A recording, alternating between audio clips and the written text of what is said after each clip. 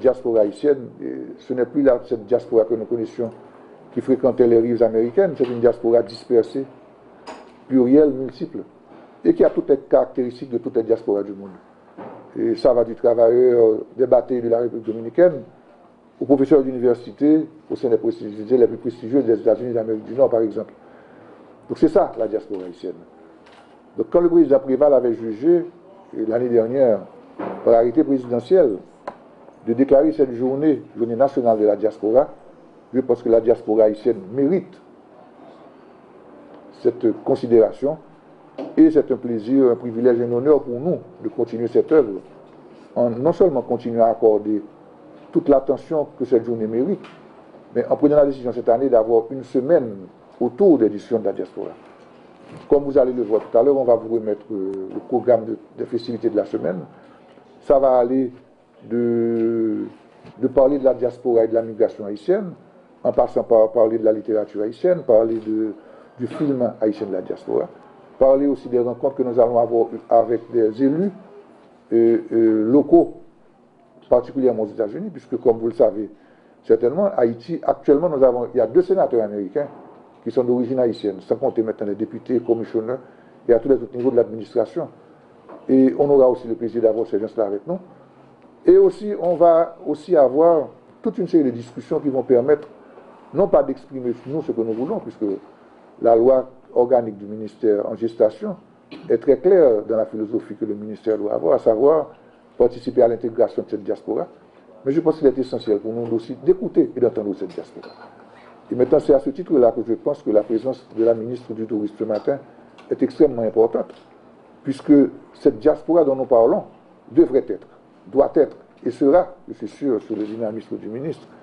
l'élément important qui commencera à donner à ce pays un nouveau souffle au niveau du tourisme. Haïti est un pays qui, dans le passé, si nous considérons les chiffres de ces 50 dernières années, était à la pointe du tourisme dans la Caraïbe. Et ceux d'entre vous, la majorité ici est encore jeune, mais si on considère les années 50, sous la présidence du général Paul Magloire, on recevait plus de bateaux ici dans la baie de Port-au-Prince que tout le reste de la Caraïbe. Donc il n'y a aucune raison qu'aujourd'hui, avec le dynamisme du gouvernement actuel, avec le dynamisme de la ministre du Tourisme, qu'on ne renverse pas cette vapeur pour faire d'Haïti cet endroit où on ne vient pas. Donc avant même de demander aux étrangers de venir en Haïti, je pense qu'il est important, essentiel, qu'on demande à nos frères et sœurs qui vivent là-bas de revenir dans le pays. Et le gouvernement est en train...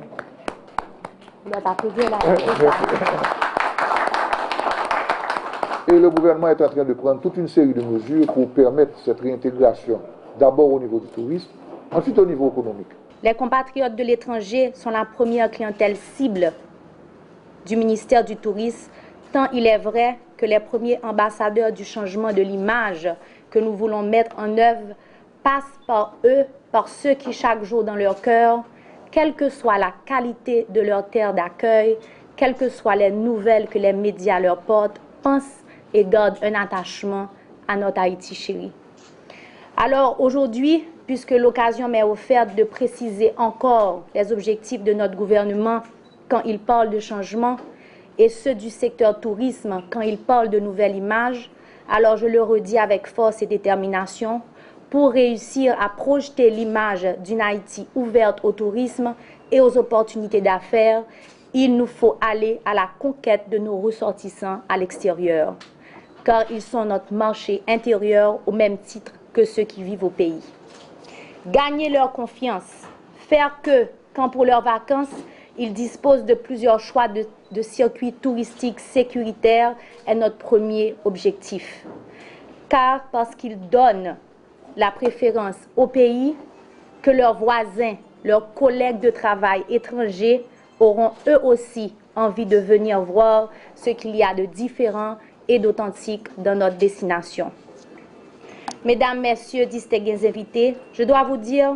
que nos efforts sont récompensés. Il suffit de voir ces grands chantiers qui s'élèvent dans la zone métropolitaine, où à la fin de cette année, nous aurons des hôtels de renom. Et aussi, les efforts des opérateurs dans les différentes provinces, Jacmel, Port-Salut, Côte-des-Arcadins, Cap-Haïtien, Vous vous rendez donc compte du dynamisme du secteur qui se prépare à rentrer dignement sur la carte touristique d'une Caraïbe qui chaque jour est plus sollicitée. Seulement pour des chiffres, l'année dernière, ils ont reçu 23 millions de touristes dans la Caraïbe. Je vous dis encore la bienvenue et le ministère du Tourisme s'allie au ministère des Haïtiens vivant à l'étranger pour la grande cause de la mise en confiance de nos ressortissants. C'est avec eux que nous allons changer notre image dans les médias et repositionner une fois pour toutes notre destination.